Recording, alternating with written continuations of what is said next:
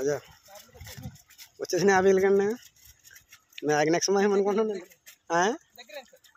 మ్యాగ్నెక్స్ ఏమనుకుంటున్నాను sir size variation ఉందా అదే ఇంకా తగ్గదు సార్ అది ఇది